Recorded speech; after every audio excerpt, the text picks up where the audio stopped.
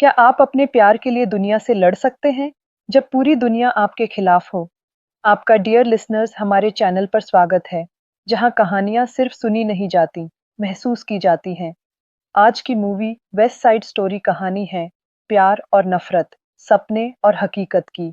ये कहानी न्यूयॉर्क के वेस्ट साइड की है, जहां दो गैंग, जेट्स और शार्क्स, एक इलाके पर अपना कब्जा जमाने के लिए लगातार संघर्ष कर रहे हैं। ईयर 1957 की बात है। न्यूयॉर्क के वेस्ट साइड इलाके में जेट्स गैंग का लीडर रिफ अपने साथियों के साथ एक दुकान से पेंट चुराकर बास्केटबॉल ग्राउंड में जा रहा है। वो वहां पुएर्टो रिको के फ्लैग पर पेंट करने लगते हैं, क्योंकि उसके हिसाब से इन विदेशियों की अमेरिका में कोई जगह नहीं है। जब ये बात शार्क्स गैंग के लीडर बर्नार्डो को पता चलती है, तो वो अपनी गैंग के साथ मिलकर उन्हें सबक सिखाने पहुंच जाता है। दरअसल जेट्स अमेरिकी हैं और शार्क्स पुएर्टो रिको से आए इमिग्रेंट्स हैं। दोनों गैंग इस इलाके पर कब्जा करने के लिए हमेशा फाइट करते रहते हैं। इनकी फाइट को रोकने पुलिस आती है और बताती है कि जल्द ही इस इलाके की सारी इमारतें लिंकन सेंटर बनाने के लिए गिरा दी जाएंगी। रिफ अपनी गैंग से कहता है, शार्क्स बढ़ गए हैं। वो अपने पुराने दोस्त टोनी से मदद लेने जाता है, लेकिन टोनी मना कर देता है। दरअसल टोनी ने ही जेट्स गैंग को बनाया था, लेकिन अब वो जेल से बाहर आकर एक नॉर्मल लाइफ जीना चाहता है। टोनी अब डॉक की चॉकलेट की दुकान पर काम करता है। डॉक ने उसे सुधरने में बहुत मदद की है। रिफ फिर से उसे मनाने आता है, लेकिन जब वो नहीं मानता, तो वो टोनी को डांस पार्टी के लिए इनवाइट करता है और शॉप से चॉकलेट लेकर चला जाता है। जिसके बाद डॉक टोनी को अच्छे दोस्त बनाने की सलाह देती है, लेकिन टोनी कहता है कि रिफ भी अच्छा है, बस उसका व्यवहार थोड़ा अलग है। उधर बर्नार्डो के घर पर उसकी गर्लफ्रेंड अनीटा बर्नार्डो की बहन मरिया को शाम की पार्टी के लिए तैयार कर रही है। बर्नार्डो मरिया के डांस पार्टनर के लिए अपने दोस्त चीनो को लाता है। चीनो एक सीधा साधा अकाउंटेंट है, जो बर्नार्डो को लीगल तरीके से जेट्स गैंग से निपटने की सलाह देता है, लेकिन बर्नार्डो उसे इससे दूर रहने को कहता है। मरिया अनीटा से कहती है कि वो चीनो को पसंद नहीं करती, लेकिन सिर्फ अपने भाई की खातिर उसके साथ पार्टी में जा रही है। पार्टी में दोनों गैंग के लीडर अपनी अपनी गर्लफ्रेंड्स के साथ डांस करने लगते हैं। पुलिस भी मौजूद है, जो हालात पर नजर रख रही है। फिर भी दोनों गैंग के बीच छोटी मोटी झड़प हो जाती है, जिसे पुलिस संभाल लेती है। तभी टोनी भी पार्टी में पहुंचता है। उसे देखकर रिफ खुश हो जाता है। पुलिस टोनी पर भी नजर रख रही है, क्योंकि वो हाल ही में जेल से बाहर आया है। कुछ देर में चीनो अकेला डांस करने लगता है। मरिया भी डांस करना चाहती है, लेकिन उसके पास अच्छा पार्टनर नहीं है। तभी टोनी और मरिया की नजरें मिलती हैं, और दोनों पहली नजर में ही एक दूसरे के प्यार में पड़ जाते हैं। वो दोनों स्टेयर्स के नीचे जाकर बातें करते हैं और डांस करते हैं, फिर एक दूसरे को किस कर लेते हैं। मरिया को खोजते हुए बर्नार्डो बाहर आता है और उसे टोनी के साथ देख लेता है। वो टोनी को धमकाता है कि वो उसकी बहन से दूर रहे। पुलिस बीच बचाव करती है और दोनों गैंग फिर से भिड़ने की कगार पर पहुंच जाते हैं। रिफ और बर्नार्डो आखिरी फैसला करने के लिए एक फाइट का प्लान बनाते हैं। जो गैंग जीतेगी, उसका इलाके पर कब्जा होगा। पार्टी से बाहर निकलकर टोनी मरिया को उसके नाम से पुकारते हुए खोजता है। वो शार्क्स के इलाके में चला जाता है। मरिया उसे अपनी बालकनी से आवाज देती है। टोनी किसी की परवाह किए बिना ऊपर जाता है और दोनों फिर से किस करते हैं।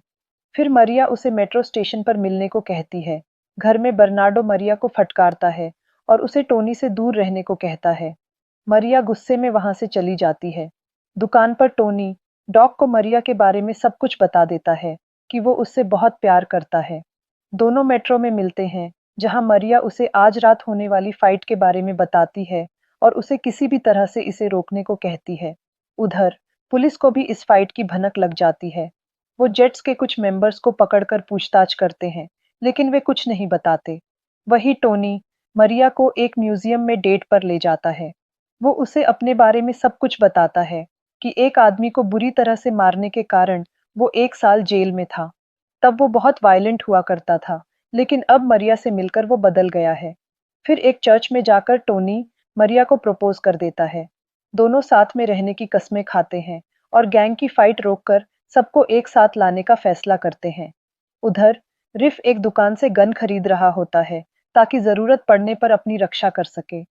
टोनी रिफ के पास जाता है और उसकी गन छीनकर उसे लड़ाई से मना करने की कोशिश करता है, लेकिन रिफ नहीं मानता। रिफ उससे गन छीनने की कोशिश करता है और दोनों में झगड़ा हो जाता है।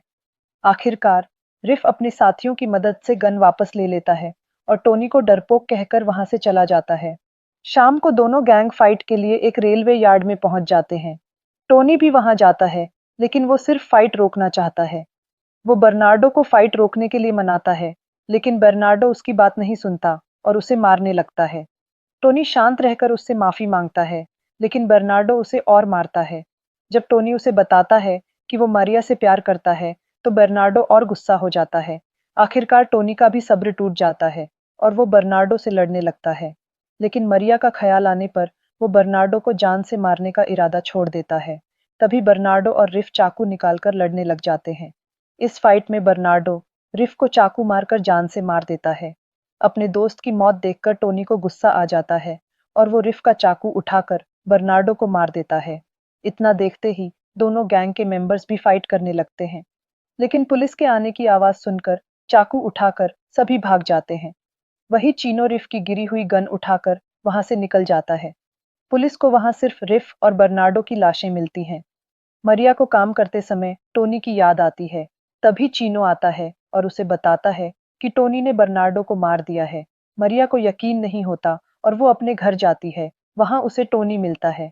मरिया गुस्से में टोनी को मारने लगती है, क्योंकि उसने फाइट रोकने के बजाय उसके भाई को मार दिया। टोनी उसे बताता है कि वो तो लड़ाई रोकने ही गया था, पर सब कुछ गलती से हो गया। यह सुनकर मरिया रोने लगती है। टोनी पुलिस के पास जाने की बात करता है, लेकिन मरिया उसे रोक लेती है, क्योंकि वो उसे खोना नहीं चाहती। फिर दोनों साथ में भागने का फैसला करते हैं।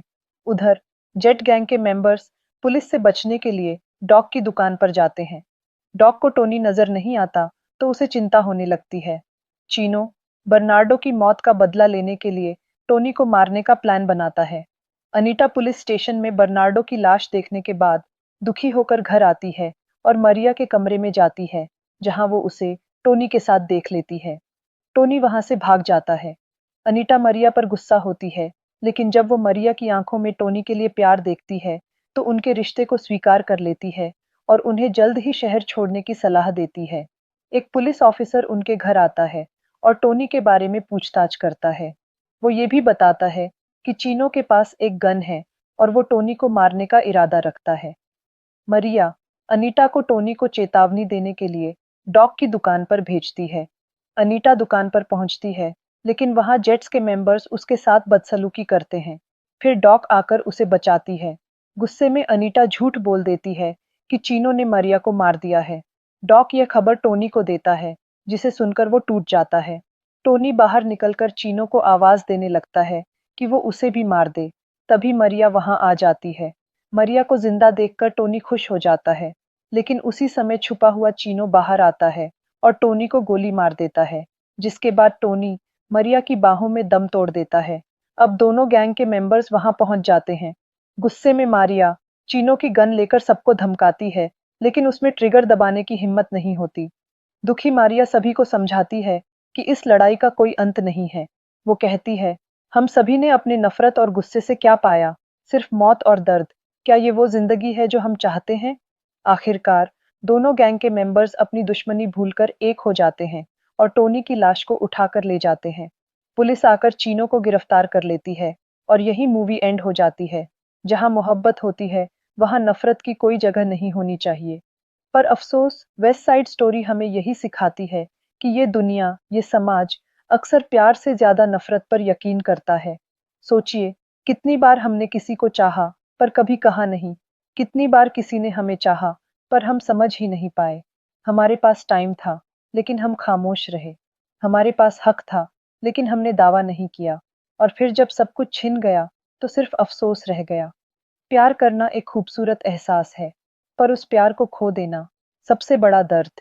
इसलिए अगर किसी से मोहब्बत करो, तो उसे सिर्फ दिल में मत रखो, उसे जिंदगी में जगह दो, इससे पहले कि बहुत देर हो जाए। अगर आपको यह मूवी अच्छी लगी, तो वीडियो को लाइक करें, शेयर करें और हमारे चैनल को ऐसी और वीडियोस देखने के लिए याद से सब्सक्राइब जरूर कर ले। फिर मिलते हैं नेक्स्ट वीडियो में। तब तक के लिए goodbye my dear listeners.